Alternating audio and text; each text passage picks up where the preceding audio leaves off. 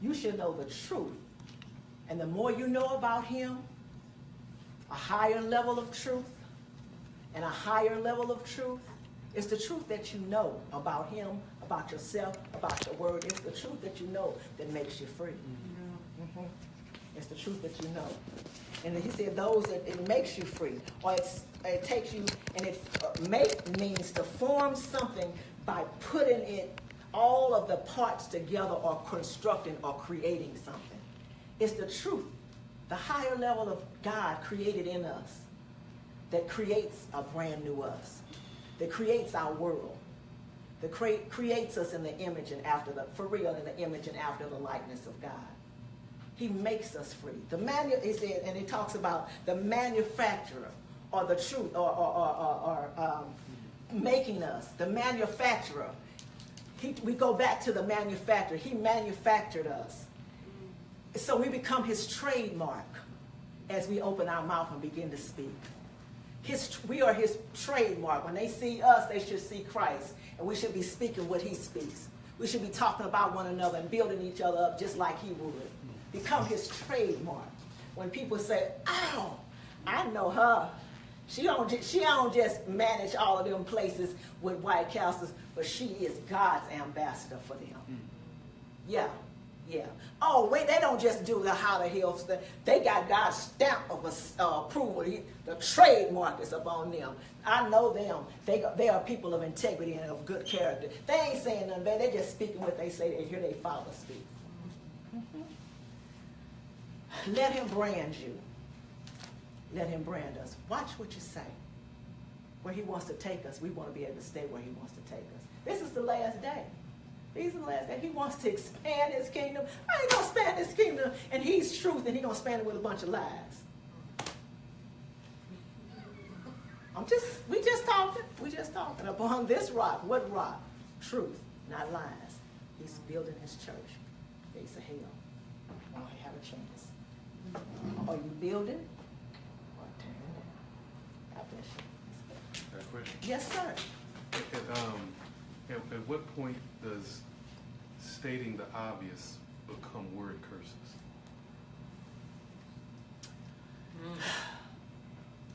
I believe it comes from out of the heart. I believe it's a heart issue. Because the truth, no matter how it is, the truth can still be done with a negative heart, or meant to tear somebody down, not build them up.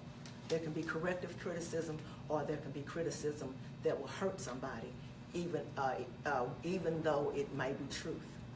It has to. I think it's a heart issue. Yes, I do. It's a heart issue. It's all about the heart. All about the heart. We've been doing it for months. God, show me my heart. Give me your heart. So the Bible said he's not rude. He's not self-seeking. He's not all those things. So if he's not those, then we shouldn't be either. So it's safe to say if we don't fully know our heart, that it may be safer not to say the obvious, because it may be a word curse. It could be. We need to seek God. Seek him. Seek his word. And let him reveal it to us. That's what I really believe. Because there's no mistakes in him or his word. And he reveals himself to us if we ask him. If we ask him, he'll reveal himself. He can show me stuff that I was like, okay. He will reveal himself to us and say, this is what I need. This is what I want. Yes, sir. When can you, how can you tell when you've spoken the right thing too many times?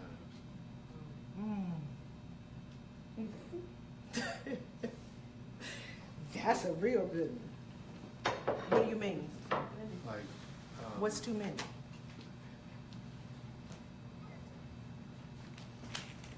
One time I was telling someone the truth. It was true. And the Lord told me that that's enough.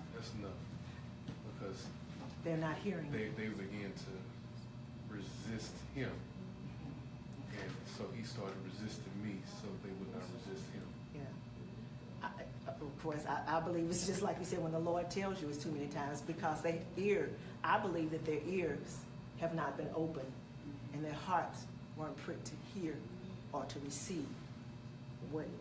Well, what happens when God is not very plain in saying that's enough? How do you know? How can you tell when you've spoken the right thing to me? I just have a kind of different.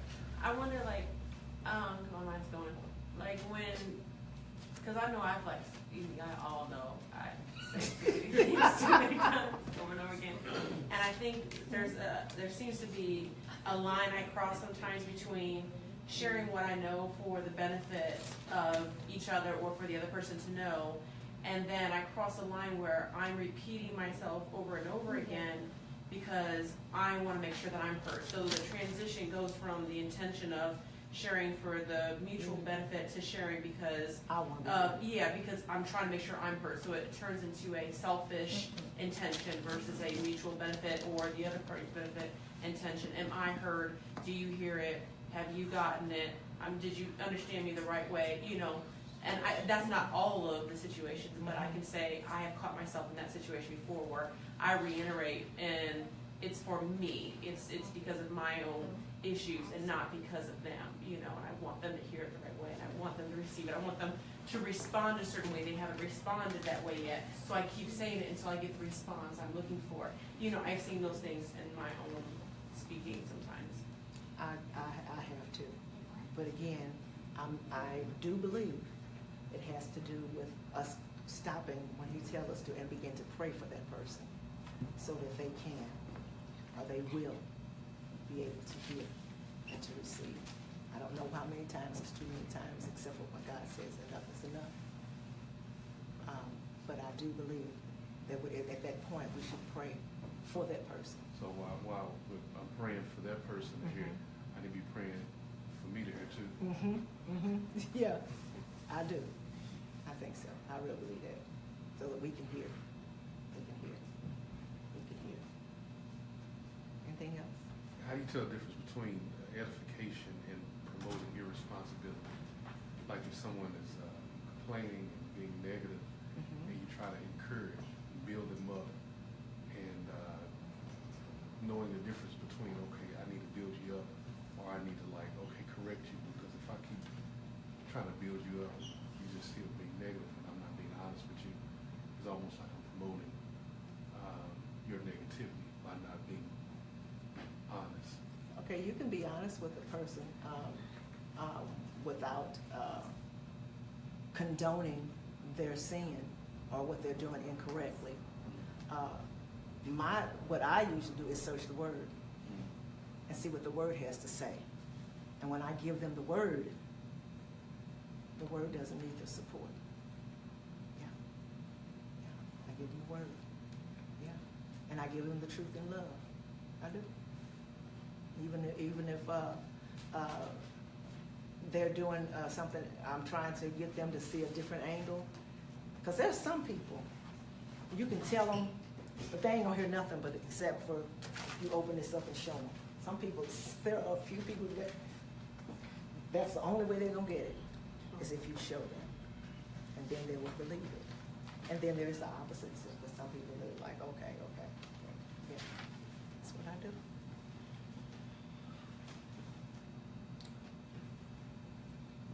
Anyone else? Well, glory to God. Thank you so much. Thank you so much. Father, in the name of Jesus Christ, I pray that you prick our hearts as we allow you to come in and our hearts be conformed, and we are conformed to your image and who you are and who you say we are. In Jesus' name. Help us to remember that we have our own responsibility to watch what we say and how we say what we say. Let us say what you say and do it the way you would have us to do it. This is my prayer. In Jesus' name.